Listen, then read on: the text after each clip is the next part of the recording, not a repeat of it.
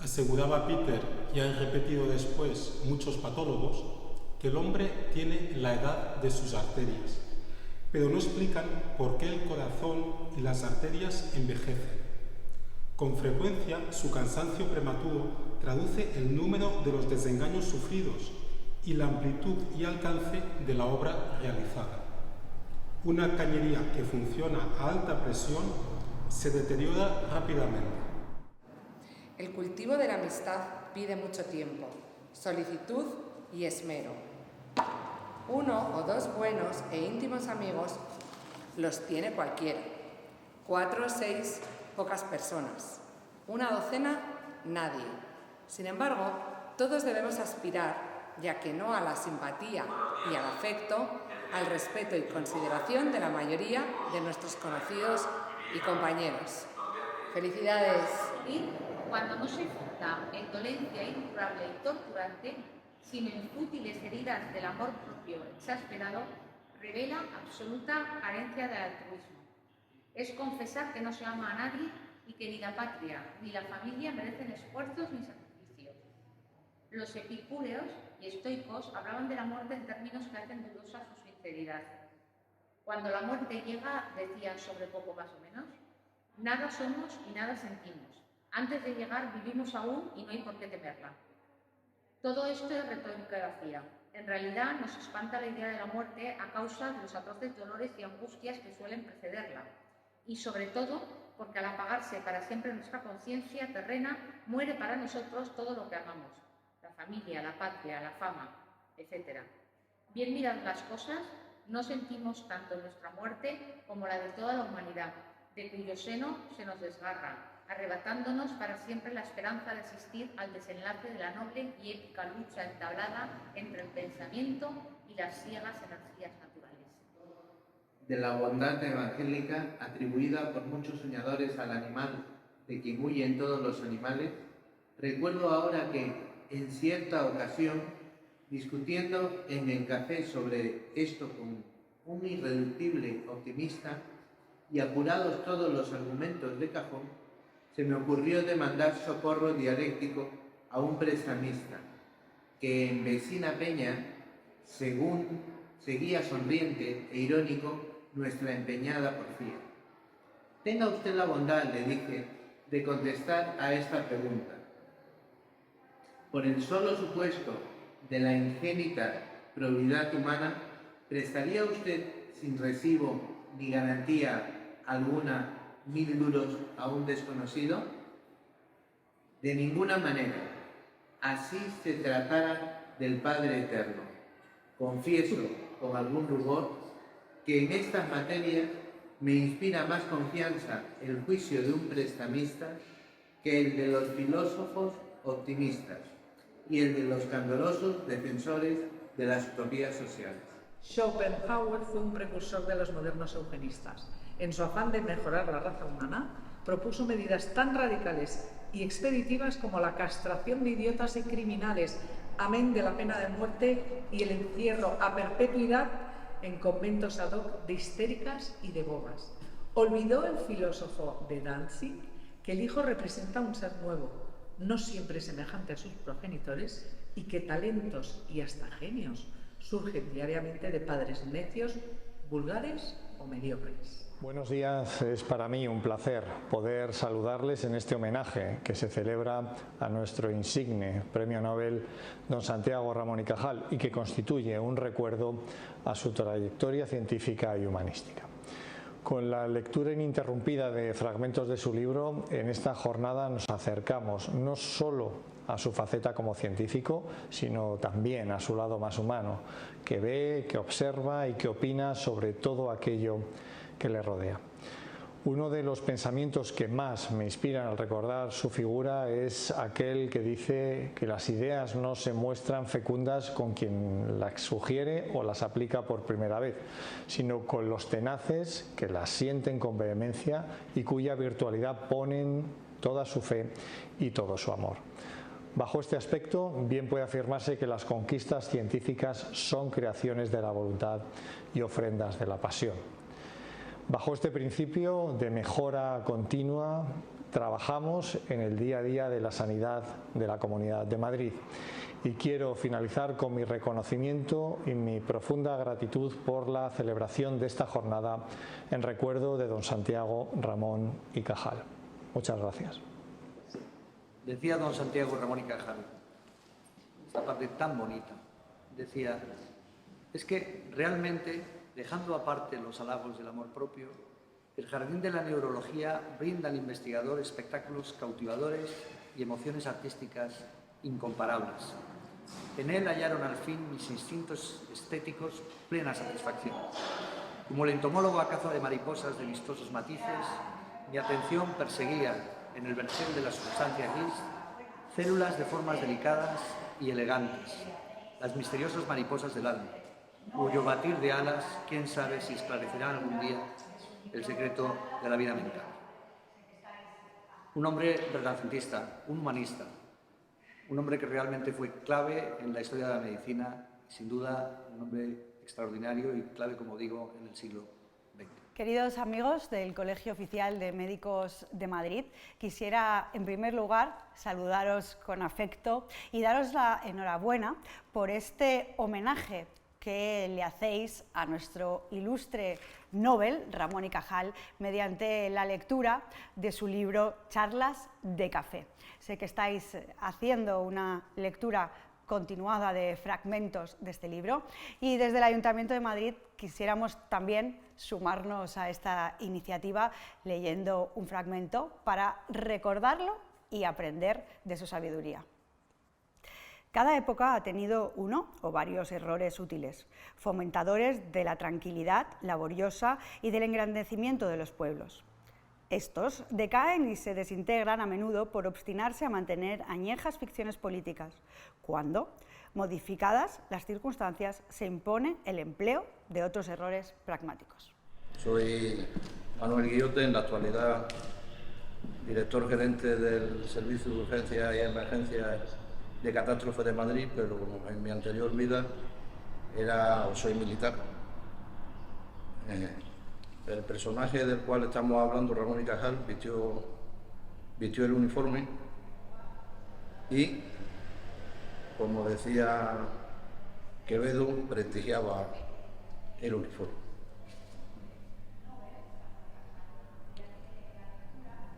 Bueno, es un personaje que me apasiona, ¿no? Como figura, como militar, como hombre. Y este año la Fuerza Armada, en concreto el Ejército de Tierra, va a tener una de sus principales efemérides, que son 3, relacionadas con Cajal. Se dedicará una serie de actos, conferencias, exposiciones y luego la publicación de un libro sobre su vida, no solo sobre su faceta militar, sino sobre su faceta como persona y como científico. Y creo que es una magnífica palanca para que se pueda conocer a Ramón y Cajal en todas sus vertientes. Afirma uno que Don Quijote es superior a Cervantes. ¿Acaso sea verdad? Pero al encontrar un sustancioso y original asunto, propició al brillante despliegue de una personalidad noble y compleja. ¿No arguye elevada genialidad? Santiago Ramón y Cajal es, sin lugar a duda, el científico más importante que ha dado España en toda su historia. De sus numerosas aportaciones a la ciencia, ninguna brilla más que el descubrimiento de la estructura neuronal del sistema nervioso que le valió el Premio Nobel de Medicina. Sin embargo, su interés y capacidad de observación le hizo participar en variadas investigaciones que han servido de base para posteriores desarrollos científicos.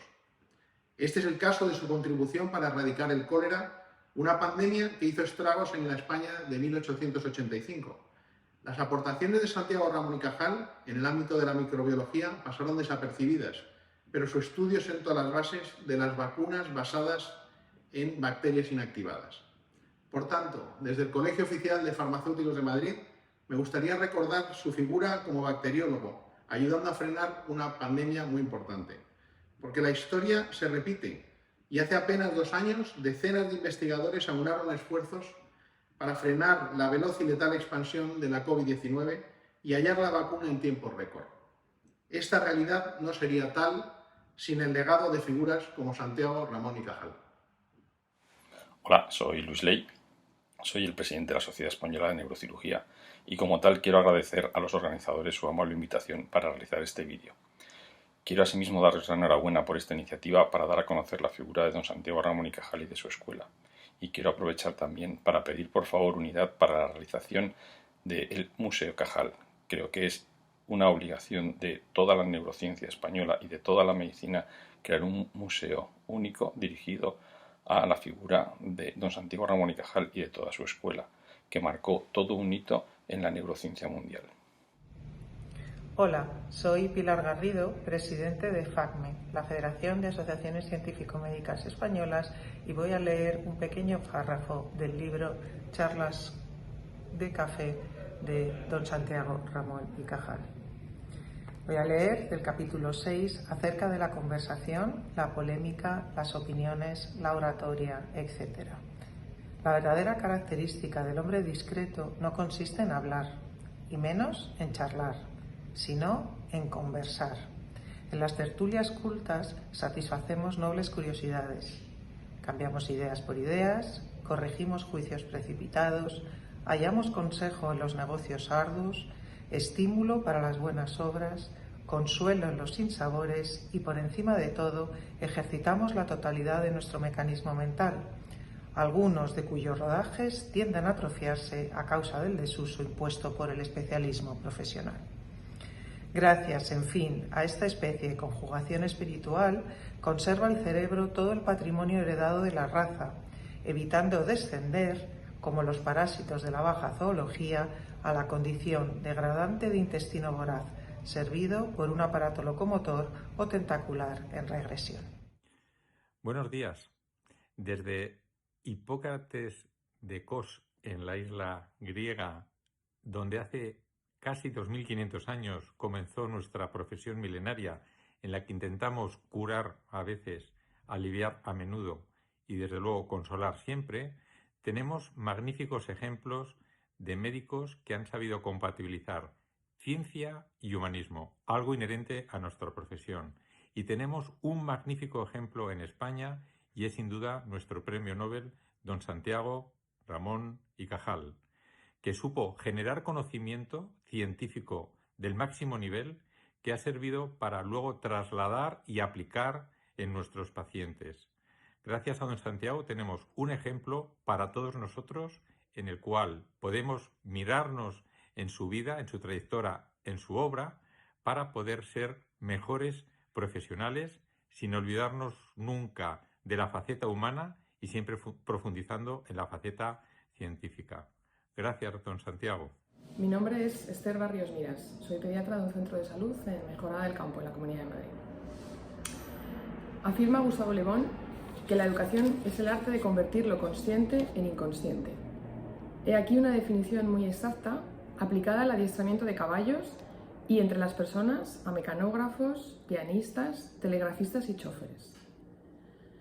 Solo que si, conforme a semejante monolateral concepto, se hubieran educado los grandes inventores, no tendríamos piano, ni máquina de escribir, ni telégrafo, ni locomotora, ni automóviles, ni aeroplanos, ni ondas hertzianas. No, la grande, la deseable, la imprescindible educación consiste en automatizar en lo posible y para los pequeños menesteres de la vida nuestros órganos sensitivo-motores, pero liberando al mismo tiempo de imposiciones y rutinas al cerebro, soberano instrumento de acción consciente y de originalidad creadora. La misión del pedagogo se cifra, por tanto, no en fabricar maniquíes en serie, sino en forjar hombres completos, donde se junten y se influyan recíprocamente las altas idealidades con la rectitud moral y la firmeza de carácter.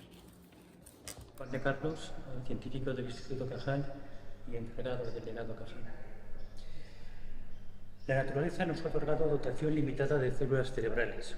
He aquí un capital, grande o pequeño, que nadie puede aumentar, ya que la neurona, como apuntábamos atrás, es incapaz de multiplicarse.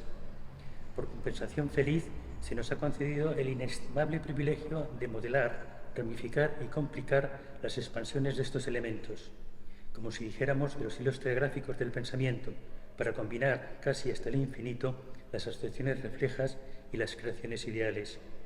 Aprovechémonos de esta preciosa prerrogativa durante la juventud y la edad viril, porque el protoplasma neuronal parece endurecerse como el mortero con el transcurso del tiempo, y no hay nada más infecundo y aún nocivo que una cabeza rígida, incapaz de aprender y corregirse. Cajal nos dice, ya a principios del siglo pasado, que la neurona es la única célula del organismo que no se divide. La verdad es que no es enteramente cierto y conocemos que hay dos áreas cerebrales donde la neurona se puede dividir a lo largo de la vida. Una de ellas es un área del hipocampo relacionado con la memoria y otra de ellas es el sistema olfativo, que continuamente se está regenerando. En cualquier caso, tenía razón, la mayoría de las neuronas no se van a regenerar como lo hacen las otras células somáticas. Con esto Cajal, aparte de apuntar este dato importante, nos estaba diciendo que el cerebro es plástico, es decir, es variante. Aunque la neurona no se pueda dividir, es capaz de modificar sus conexiones, modificar sus colaterales axónicas para hacer nuevos circuitos. Y esto lo va a hacer continuamente según leemos, estudiamos, aprendemos, tenemos nuevas experiencias. Con esto está hablando de que el cerebro es sumamente plástico, es un órgano vivo, y aparte nos está diciendo que aquella frase tan famosa de Cajal que se apoya en este colorario, y es que todo el mundo puede ser, si se lo propone, escultor de su propio cerebro. En primer lugar, quería agradecer al Colegio de Médicos de Madrid la iniciativa de mantener en el recuerdo vivo a nuestro héroe, a don Santiago Ramón y Cajal, una persona que ha hecho tantas aportaciones a la medicina universal que su recuerdo es impereceder y es necesario mantenerlo. Por ello, muchas gracias a este Colegio de Médicos de Madrid, y personalmente quería agradecer a María José el que me hubiera tenido la delicadeza de convocarme a esta lectura. Don Santiago Ramón y Cajal era una persona muy preocupada por su tiempo. Era un hombre inquieto con el cada día de su tiempo. Era tan inquieto que en el año 1914 solo publicó un trabajo científico. Y solo publicó un trabajo porque era un hombre muy preocupado con su tiempo.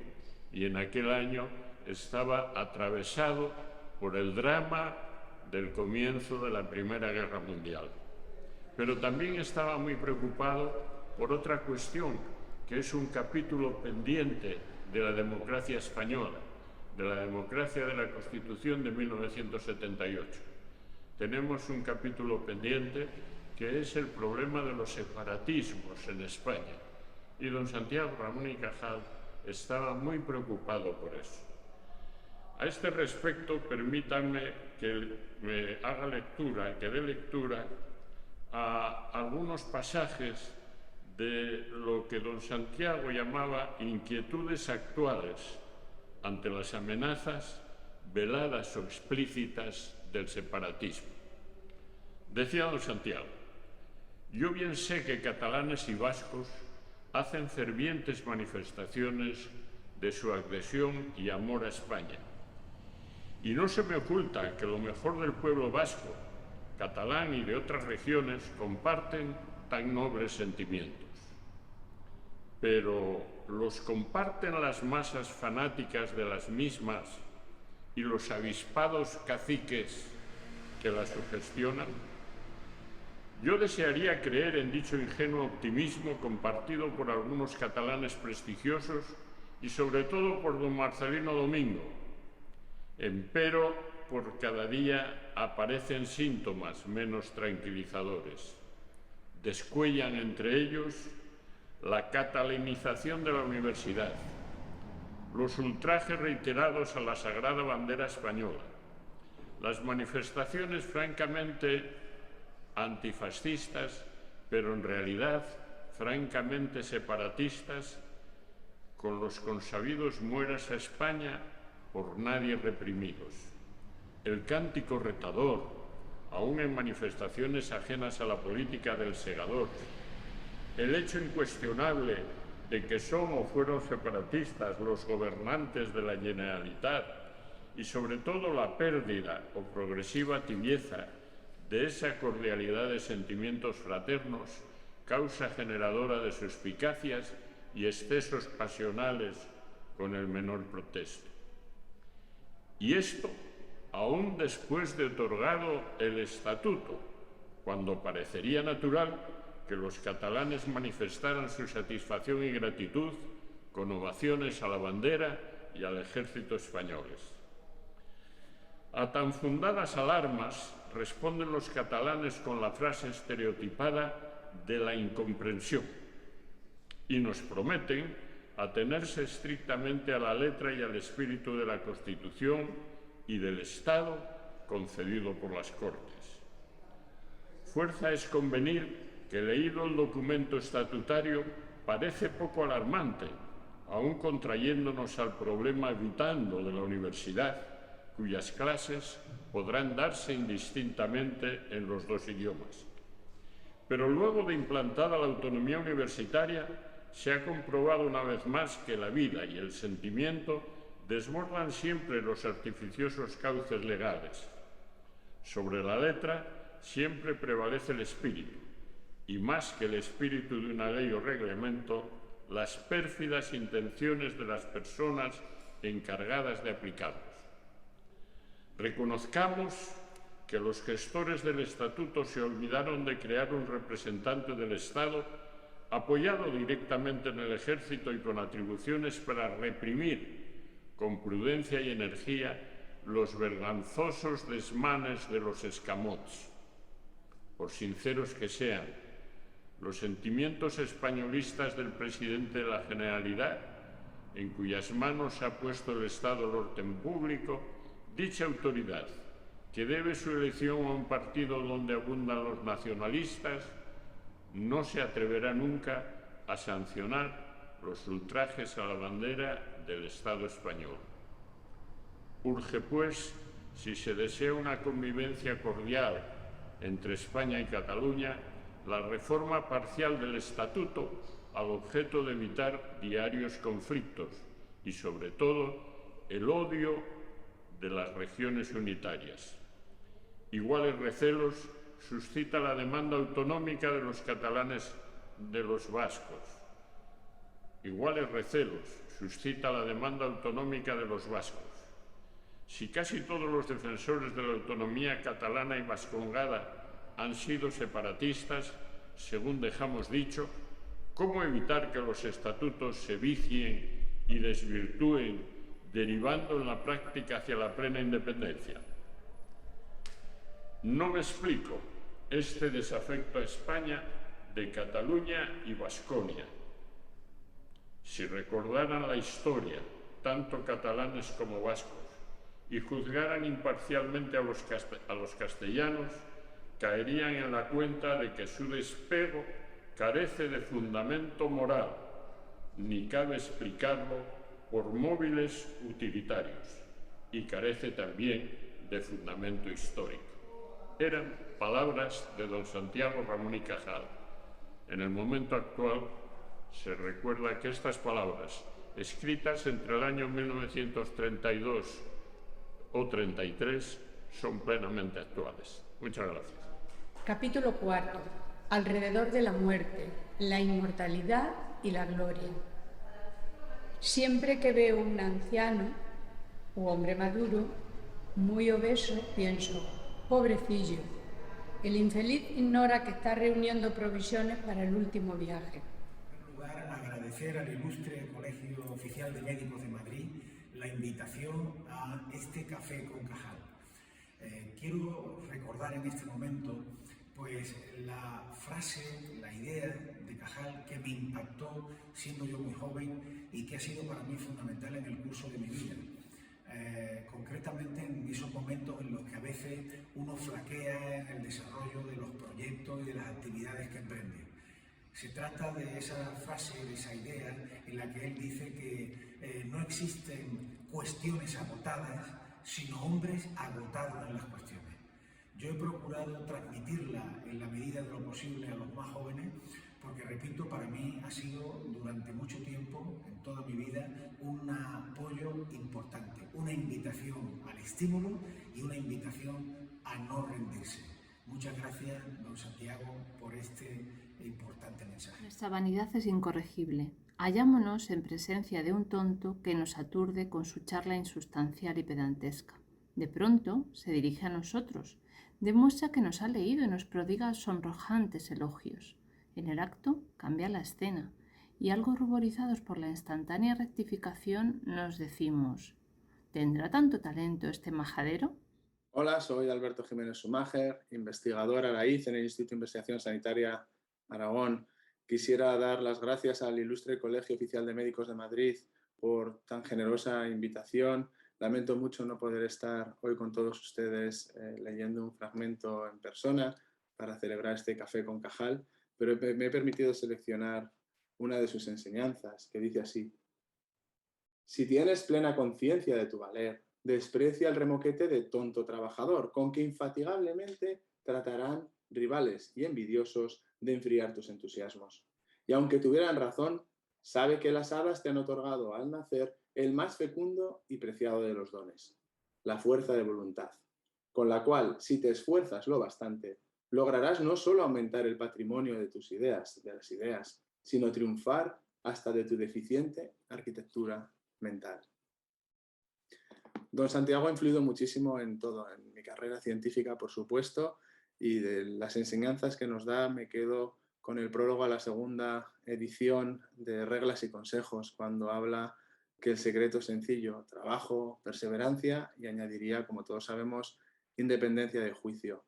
También me quedo con la frase que pronunció el día de su jubilación y que el próximo 1 de mayo celebraremos el centenario, cuando dice: se ha dicho hartas veces que el problema de España es un problema de cultura.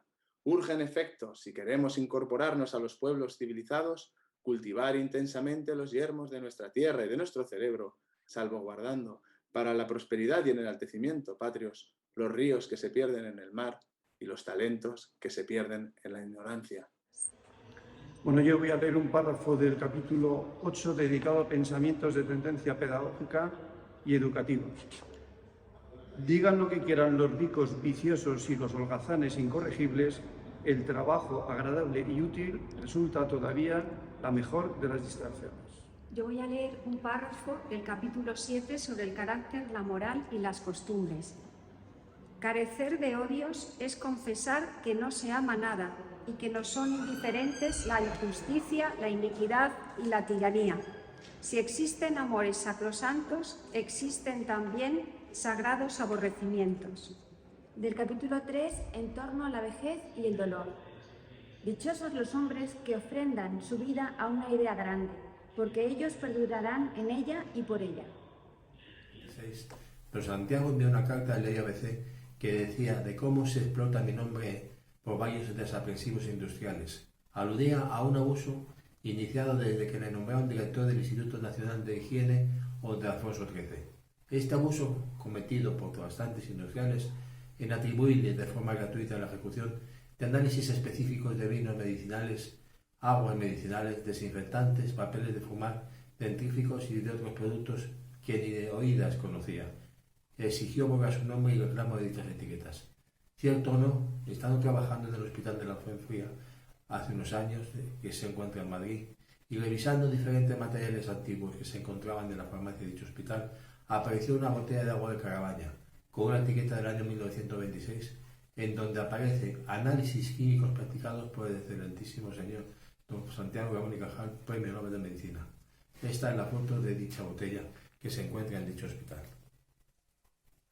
Una anécdota más de la vida de nuestro ilustre Premio Nobel. Y termino con una frase de don Santiago que viene al caso del día de hoy.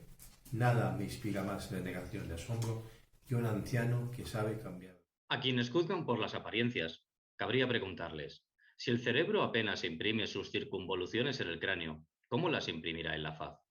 ¿En qué parte de ésta destacan los honrados callos del trabajo y la energía de la voluntad creadora?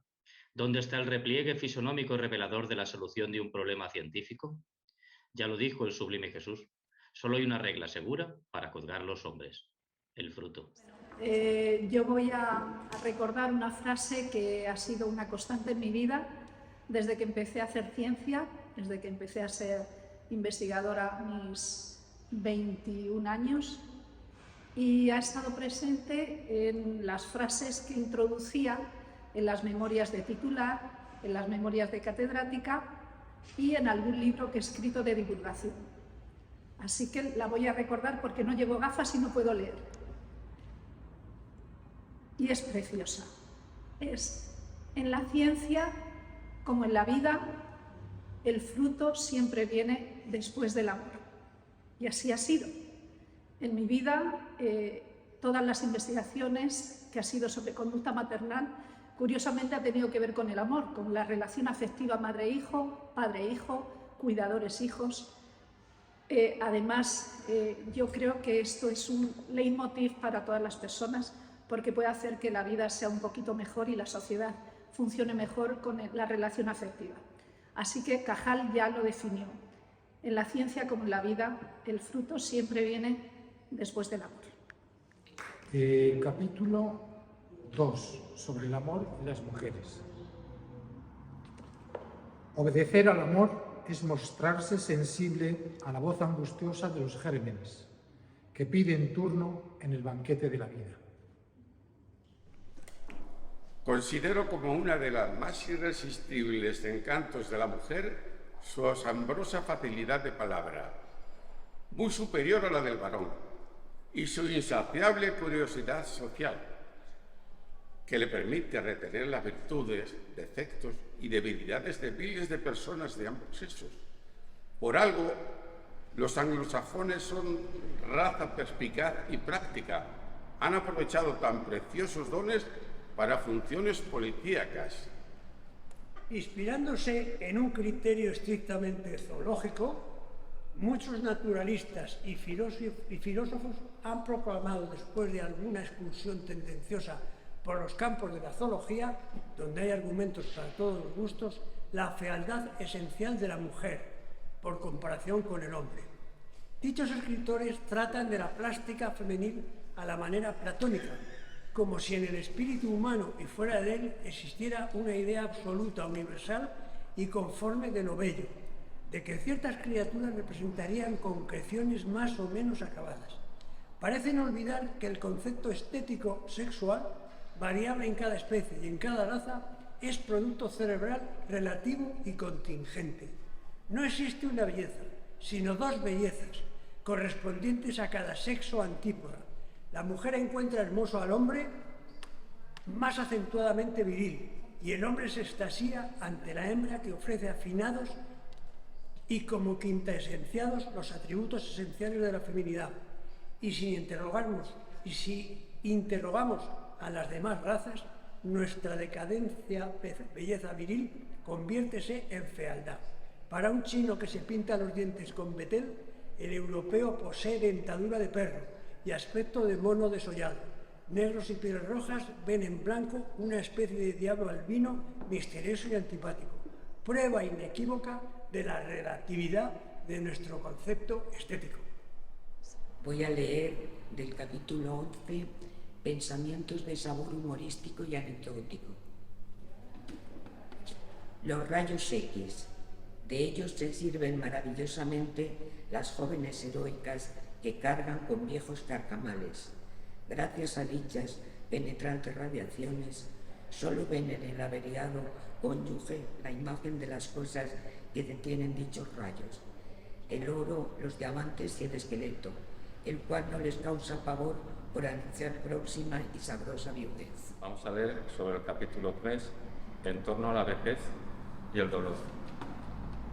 Lo más deplorable de la vejez extrema es la pérdida de la individualidad física y moral y la flaqueza de la memoria. Considero como uno de los más irresistibles encantos de la mujer su asombrosa facilidad de palabra, muy superior a la del varón, y su insaciable curiosidad social que le permite retener las virtudes, defectos y debilidades de miles de personas de ambos sexos. Por algo, los anglosajones, raza perspicaz y práctica, han aprovechado tan preciosos dones para funciones policíacas. Pues vamos a leer un fragmento del capítulo 5 sobre el genio, el talento y la necedad. Dice así: el sabio verdadero suele ser modesto y tímido en sus conclusiones, porque su intelecto ha sufrido durante rudos combates con la realidad el choque hiriente de la impenetrabilidad de las cosas. El semisabio, en cambio, henchido de orgullo, forja confiado las síntesis más generales y ambiciosas, porque su caletre limitado es incapaz de vislumbrar ni sospechar siquiera el insondable arcano que nos rodea. En el año 1974 yo empezaba mis estudios de medicina, allá en la Universidad Complutense de Madrid, y entonces había un profesor que, bueno, siempre recuerdo que nos hablaba de Ramón y Cajal con mucho entusiasmo. Me acuerdo perfectamente que él siempre nos decía que Ramón y Cajal además se llamaba Santiago Felipe Ramón y Cajal. Yo me quedé con esa cantinela y para mí siempre ha sido Santiago Felipe Ramón y Cajal, no Ramón y Cajal a secas. Creo que nuestro más importante insigne, o uno de los más importantes e insignes médicos españoles, abrió un camino que ha sido luego seguido por muchos y que en la actualidad su legado es inmenso.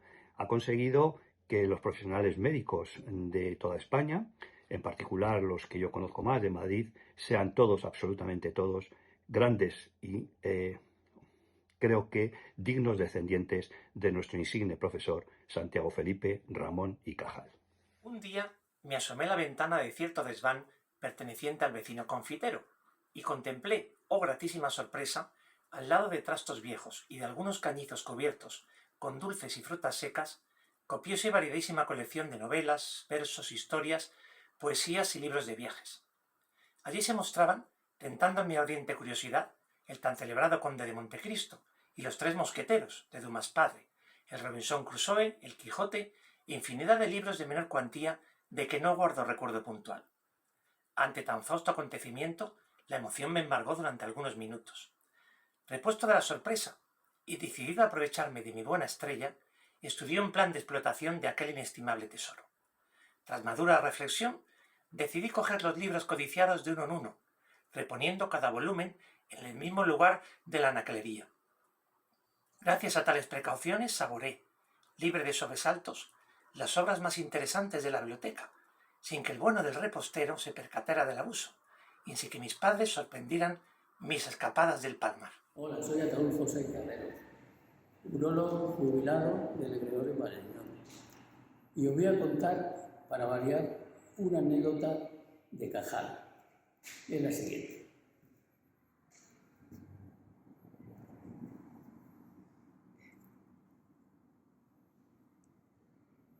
En el libro de Luis Omer G. y Ferrer, Bocetos médicos, de 1893, se lee lo siguiente en la página 52 en relación con la biografía de Ramón y Cajal. Terminadas las oposiciones a la cátedra de anatomía de la ciudad del Cid, don Aurelio, maestre de San Juan, que apadrinó a nuestro biografiado, en el acto de la investidura dijo al flamante catedrático, notando sus aficiones al microscopio: yo he cumplido mi misión, trayendo estos estudios a España. A los jóvenes toca hacer histología nueva, honrando a la patria. A lo que contestó Cajal: descuide usted, señor maestro, que por mi parte, como no muera en la demanda, antes de 10 años he de hacer patria histológica. Y me citarán los extranjeros, porque esto de no haber un solo nombre español al lado de tantos miles de descubrimientos anatómicos es un bochorno. Esto ocurría en 1882, y sí, pasaron más de 10 años, pero en 1906 don Santiago cumplió lo que había prometido. Cuando a cambio de sincera amistad recibas amargo desengaño, nada de reproches. Consuélate diciendo: huélgome infinito de que te hayas desembozado y dejado clasificar. Ya no tendré sorpresas. Al fin te he conocido. No perdones a tus hijos, servidores y amigos, la primera falta grave, si no quieres ser víctima de la última. Agrádame la ingenua sinceridad del pobre mendicante. Al respondernos maquinalmente, Dios se lo pagará, expresa una verdad como un templo. Ojalá que los amigos a quienes prestamos dinero o apoyo eficaz gastaran igual ingenua franqueza, sobre todo antes de prestárselo. ¿Qué es la simpatía? Casi siempre un prejuicio sentimental, fundado en la máxima vulgar: el semblante es el espejo del alma. Por desgracia, la cara es casi siempre una careta. Gracias a ella, la naturaleza recata las más bellas cualidades u oculta los más repugnantes defectos. Otro disfraz muy frecuente es la fácil y amena conversación. Cuidado con los oradores. La elocuencia es a menudo una ganzúa. A quienes juzgan por las apariencias, cabría preguntarle: si el cerebro apenas imprime sus circunvoluciones en el cráneo, ¿cómo las imprimirá en la faz? ¿En qué parte de esta destacan los honrados callos del trabajo y la energía de la voluntad creadora? ¿Dónde está el repliegue fisonómico, revelador de la solución de un problema científico? Ya lo dijo el sublime Jesús: solo hay una regla segura para juzgar a los hombres, el fruto. El mucho hablar tiene, entre otros inconvenientes, el muy grave de impedir el conocimiento íntimo de nuestros interlocutores, convertidos, a causa de nuestra verborrea, en oyentes enigmáticos. Los tiranos del monólogo prepáranse inconscientemente grandes desengaños. Ansiamos parecer simpáticos, mas pocas veces nos detenemos a averiguar si las personas con quienes gastamos prosa y finezas las merecen de veras. Conducta prudente será, antes de franquearse y enternecerse con alguien, hacerle hablar mucho para conocerle bien. Sacudamos el cerebro del interlocutor a fin de ver si suelta necedades o frutos sabrosos, y ajustemos nuestra conducta al valor del fruto recogido. Por si la posteridad nos olvida, apresurémonos a conquistar el presente. Bien será, pues, empuñar la mancera en plena juventud, antes de que el frío de los años disminuya el vigor y apague férvidos entusiasmos. Lo importante es conquistar un rincón en las almas y en los libros, donde gozosas aleteen nuestras ideas, emerger, en fin, de la masa anónima del rebaño, donde se cuenta por millones, para ingresar por derecho propio en la brillante lección en que se cuenta por unidades. Ardua es la labor, amargos los reveses y contratiempos de la lucha, pero cuán halagadora la victoria si se digna sonreírnos. He dicho muchas veces que el hombre es libre como el pájaro en su jaula, pero ha debido añadirse que esta jaula se ensancha con el dinero que se tiene. ¿Somos millonarios? Pues tenemos por jaula el mundo y saltaremos a nuestro capricho desde París a Pekín. ¿Somos moderadamente ricos? Nuestra jaula podrá ser Europa y brincaremos sin dificultad desde Cádiz a Estocolmo. En cambio, el pobre tiene por jaula su ciudad o su aldea y su libertad se reduce a la posibilidad de saltar del taller a la taberna o del hospital al presidio. Queda todavía a los humildes el inestimable recurso de cultivar el arte o la ciencia, cuyos hechizos tienen la virtud de dorar y alargar el barroco de la jaula y de hacer llevar, y hasta agradable, el irredimible cautiverio. Capítulo 2, sobre el labor y las mujeres. Creemos ser los protagonistas de la gran comedia de la vida, cuando en realidad servimos de humildes partiquillos. Aún en el fogoso dúo de amor, somos meros delegados de la especie, y en fin de cuentas es la gran enamorada. Ella se sirve de nosotros como el cervecero de la levadura para continuar su industria y prosperar. Pero acerca de este asunto ha discurrido ya muy aguda y atinadamente Schopenhauer. Cuando durante la noche sorprendemos en espeso matorral un gusaño de luz, percibimos bien la verdosa linterna, mas no vemos al humilde insecto que la lleva. Así ocurre con las señoras mayores que pretenden atraer las miradas del público, adornándose con suntuosas alhajas. Nos deslumbran sus joyas y adornos. Mas ni siquiera reparamos en la mujer, a menos de que, por acción del contraste físico y estético, nos produzca impresión de disgusto y repugnancia. Capítulo 9. Con tendencias a la literatura y al arte. En los ingenios, como las higueras, el primer fruto es la breva, que suele ser insípida, aparatosa y grande. Esperemos, para emitir juicio, el brote de los higos. comparables a la ola que rompe impetuosa en la playa. Son muchos escritores, mucha espuma y poco fondo. Cuando oigo a un orador grandilocuente sin sustancia, acude a mi memoria la imagen de esos asnos cargados de flores que recorren en mayo las calles madrileñas. Muchos oradores, forenses y políticos se parecen a las enredaderas, que cuando no tienen en qué apoyarse, se enredan en sí mismas y arrastran sus flores. Gran deleite procura la lectura de los buenos autores, pero en compensación nos acarrea muchas desilusiones, porque en esas páginas, febrilmente devoradas, solemos sorprender, quien lo dijera, los pensamientos más íntimamente nuestros. A menudo, después de acabar con una lectura atrayente, pensamos con amargura y desaliente, no nos han plagiado. El escritor debe dirigirse siempre a los lectores del presente, a los del porvenir. Verdad trivial, me diréis. Es cierto, pero entonces, ¿por qué muchos oradores y escritores trabajan para el pasado, pareciendo empeñados en conseguir el aplauso de los muertos? Hay políticos, filósofos y poetas que recuerdan el célebre loro de Maipús, Orinoco, que al decir de Humboldt hablaba la lengua de una raza humana extinguida. Cuando oigo encomiar la profusión de conocimientos de un erudito, pienso, dichoso él, que tuvo tiempo de leer y solazarse. Como la vela, al arder, el entendimiento humano alumbra, quemándose, consumiéndose y derramando lágrimas. Cualidades primordiales del buen orador son audacia, afluencia y pasión. Si conoce, además, algo del tema y por añadidura es, según aconsejaba Cicerón, persona proba, miel sobre hojuelas. Sobre política, la guerra, cuestiones sociales y etcétera. Capítulo 10. Nada hay como viajar por el extranjero para conocer a fondo el propio país. A veces la verdad salta a los ojos al reparar en el minúsculo detalle. Vaya, por ejemplo, el siguiente. En mis correrías por Estados Unidos e Inglaterra he advertido las siguientes particularidades reveladoras de algunos de nuestros defectos capitales. Las casas carecen por lo común de balcones exhibidores de damiselas ociosas.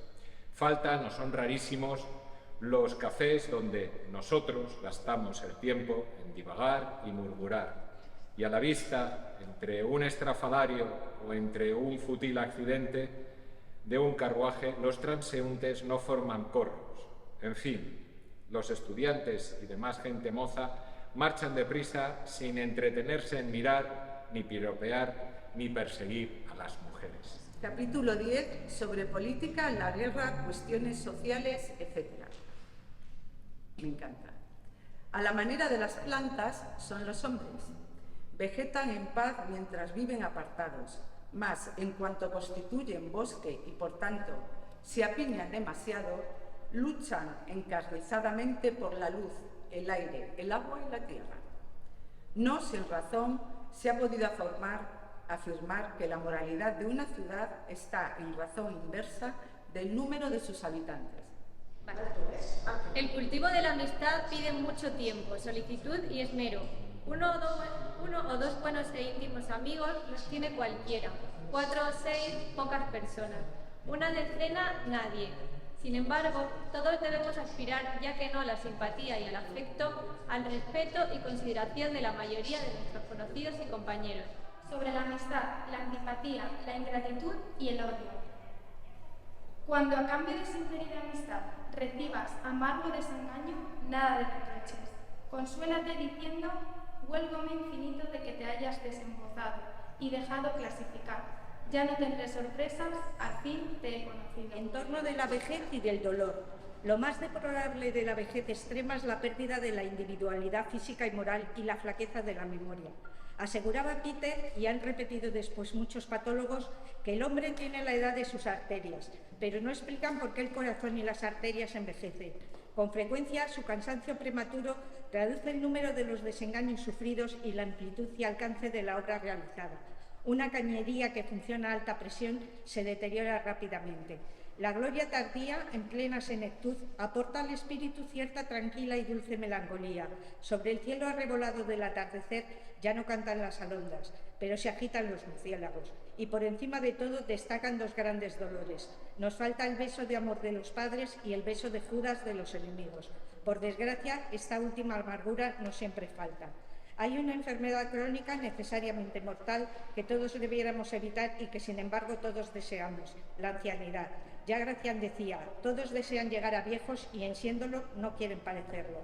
La felicidad y el concepto van siempre asociados a la conciencia de la actividad eficaz. En la adolescencia, al proceso de formar un alma pensante. En la juventud, a la procreación de los hijos. En la madurez, a la generación y alumbramiento de ideas. Solo mientras creamos, olvidamos injusticias y pesadumbres. Pero el sabio decrépito no crea, limítase a vegetar y a releer. Por eso es desgraciado. Rasgo característico de la vejez es el pensar con nuestra ruina debe precisamente coincidir con la del universo. El Laudato Temporis Acti de Horacio es mero síntoma del progresivo apagamiento sensorial. Diríase que a través de la incipiente catarata senil se entenebrece en el mundo físico y moral. Queda, sin embargo, un poderoso resplandor interior, pero este ilumina casi exclusivamente recuerdos asociados al triunfo pretérito de nuestros sentidos y a las arrogancias y proezas de nuestra juventud. En esto, como en otras cosas, la naturaleza muéstrase piadosa.